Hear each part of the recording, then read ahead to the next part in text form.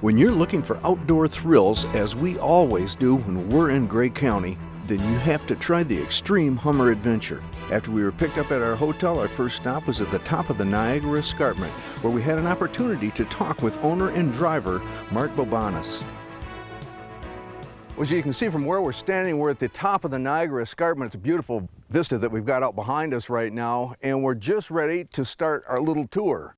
We're in an Xtreme Hummer tour. You can see the Hummer sitting right here, and Mark is our driver and the owner here.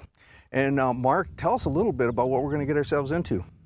Well, we have a pretty interesting course laid out. The first trail that we go down, which is right behind our cameraman here, is an old pioneer trail. It's one of the oldest roads in the area that the pioneers first built to get up the mountain.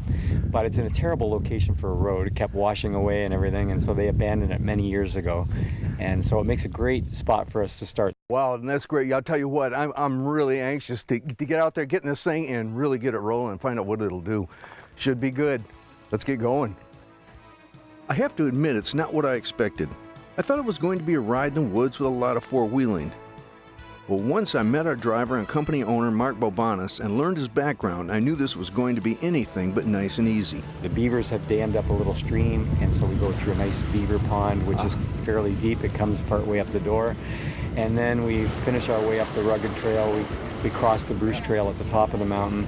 I point that out to people because it's the longest trail, the longest hiking trail in Canada. It's about 800 and some kilometers long from Tobermory to Niagara Falls. Did you guys get wet back there at all? No. No? Now this is a beaver pond. If you look around, sometimes we see the beavers here, and that's the Beaver Dam down there at the end of the water.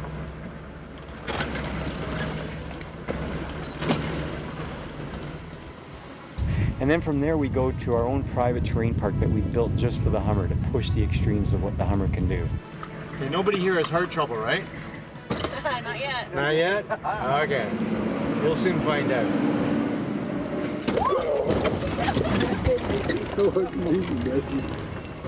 And we've got an old gravel pit that we've fashioned into a roller coaster. We've gotten a backhoe in there and made the hills higher and made it more extreme and steeper. And I was really glad to be with Heather. If she was scared, she sure didn't show it.